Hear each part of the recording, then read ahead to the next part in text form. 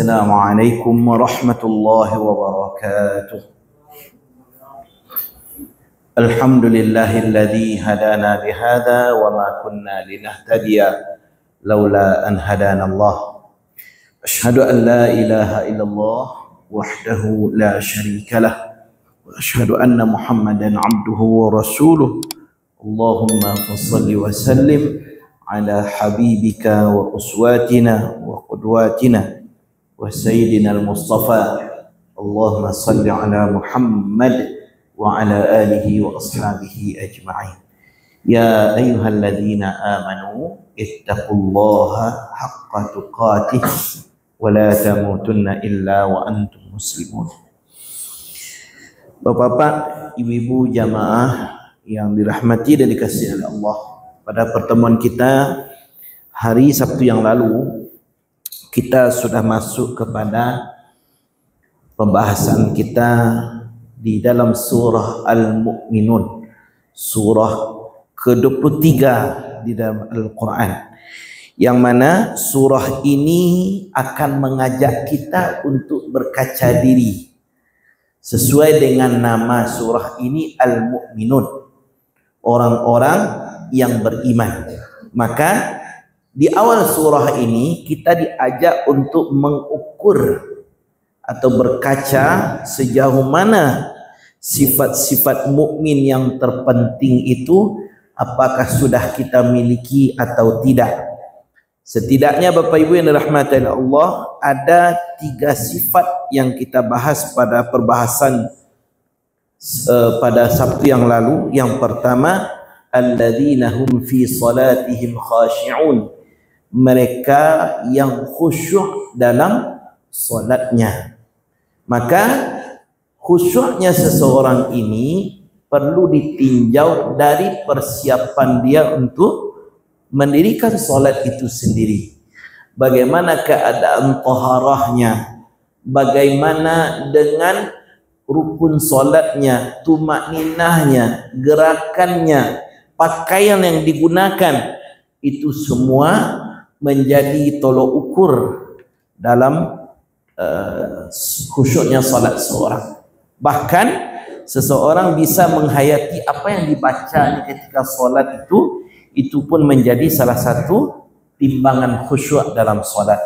Kemudian walladzina hum 'anil lagwi mu'ridun, mereka yang menjauhkan diri dari perkataan-perkataan yang tidak mendatangkan manfaat, dalam artian mereka yang menjaga lisannya dari hal-hal yang dosa. Walladzina hum lizzakati fa'ilun, mereka yang suka berbagi, orang yang menunaikan zakatnya. Nah, sekarang Bapak Ibu kita akan masuk kepada barometer atau ukuran berikutnya.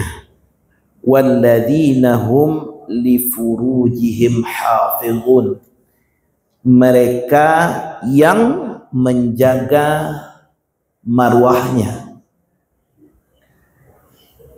Kalau di bahasa letterleknya di sini diartikan walladzina hum li furujihim hafizun, itu adalah orang menjaga kemaluannya. Tapi kalau kita lebih baguskan bahasanya, orang yang menjaga marwah dirinya. Nah, di sini akan diajak kita untuk berkaca, apakah kita sudah bisa mengendalikan pandangan. Karena Bapak Ibu, sesuatu hal ini terjadi berawal dari pandangan. Seseorang bisa taat berawal dari pandangan.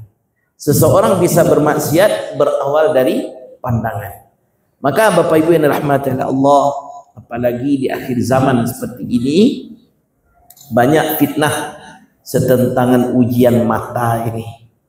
Bahkan republik kita yang kononnya berpenduduk muslim terbanyak di dunia ini, kemarin kita digoncangkan pula dengan aturan pengibar bendera mesti membuka jilbabnya, yang perempuan. Maka Bapak Ibu yang dirahmati oleh Allah Subhanahu wa taala,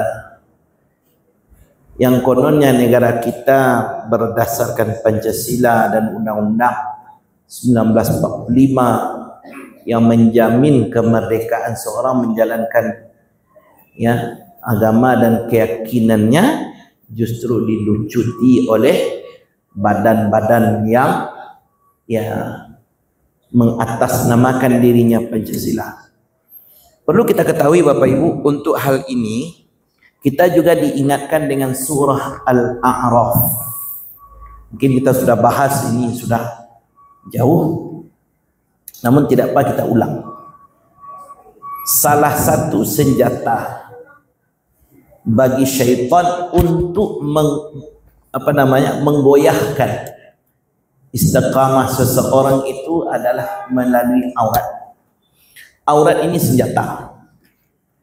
Ketahuilah Bapak Ibu, ketika nenek moyang kita Nabi Adam ya diusir dari surga, itu pun syaitan menjatuhkannya melalui aurat.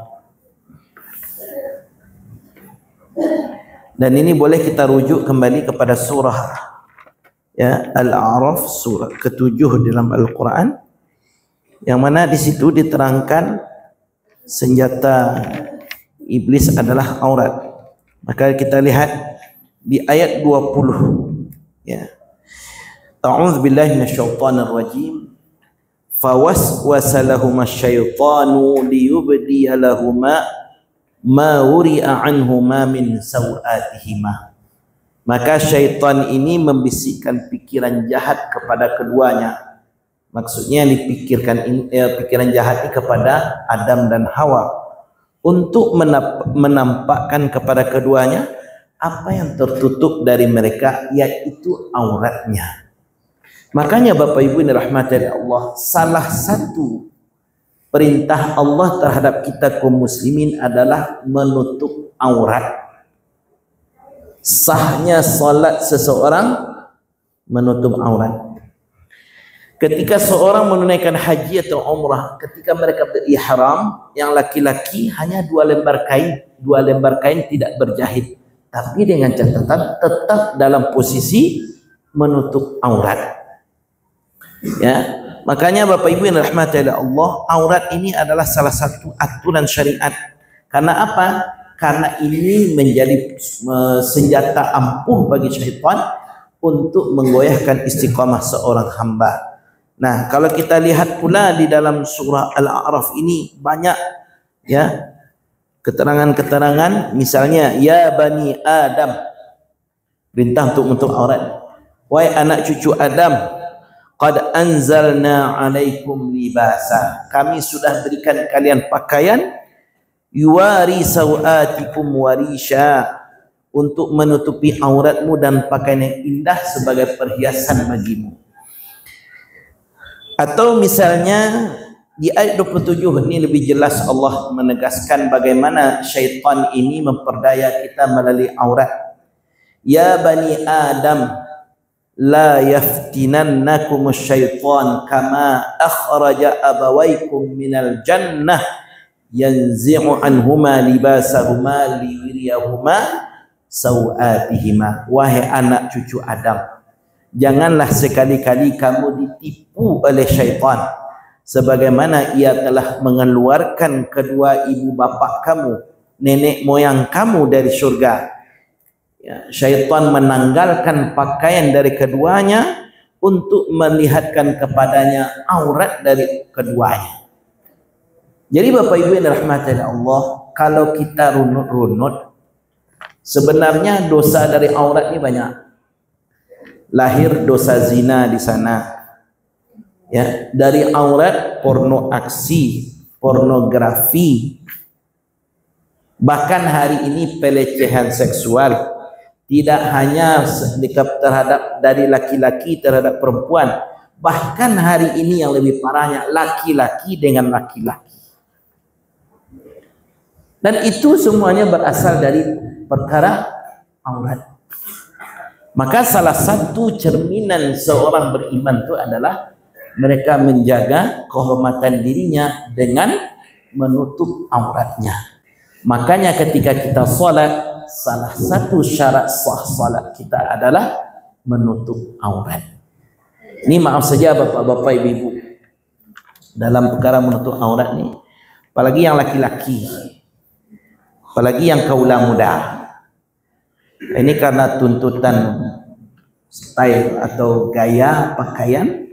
Kadang-kadang pakaian yang kita pakai itu tidak menutupi aurat. Ya, ini maaf bicara Bapak Ibu. Kadang-kadang kini mode Sarawak, aku pisah Sarawak itu minimalis. Ketika sujud nampak bagian belakang. Atau ada yang punya style celana ini dibolongkan di bagian ya antara pusat dengan lutut ini, padahal ini bagian aurat yang mesti tertutup. Dipakai itu ketika solat, tentu tidak sah solatnya. Makanya Bapak Ibu yang dirahmati oleh Allah, kalau kita kaitkan poin yang ke-1 tadi, alladzina hum fi salatihim khashi'un, ya, ini juga berkaitan dengan walladzina hum li furujihim hafizun. Maka Bapak Ibu yang dirahmati oleh Allah, untuk mendirikan solat, perhatikan pakaian yang kita pakai. Apakah betul-betul menutup aurat atau justru sebaliknya? Kalau membuka aurat justru membatalkan kepada solat kita. Nah, menutup ini bukan sama dengan membungkus Bapak Ibu.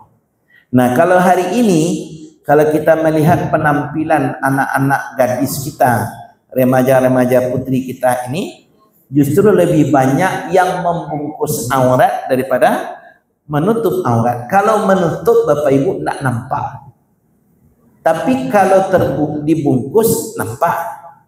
Bisa Bapak Ibu beli sate dibungkus, sate itu oleh pedagangnya, kita tahu ini sate sih. Apalagi ada lidinya di luar, ada 3, 4 atau 5. Tapi kalau dia dimasukkan ke dalam kantong plastik, orang tidak tahu ini isinya apa. Ini pengertiannya Bapak Ibu.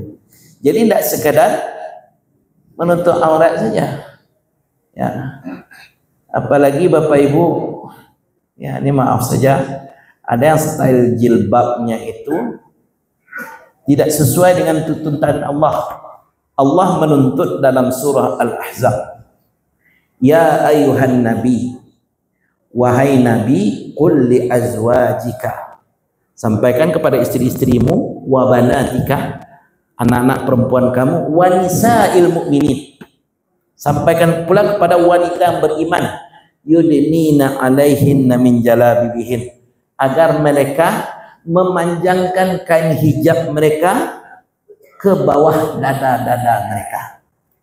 Tapi ibu-ibu kini banyak ada style jilbabnya, jilbab cakik Maria. Apa cakik Maria tu Pak? Diputarkan di leher ini. Itu jilbab cakik Maria namanya. Ada yang menyebutnya di style sakaratul maut, ada juga.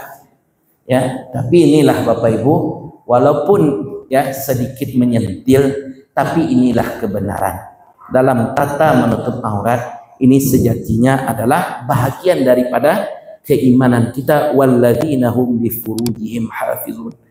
Dan juga menjaga kehormatan diri, menghindari diri daripada hal-hal yang berkenaan dengan perzinaan, pelecehan dan segala macamnya itu.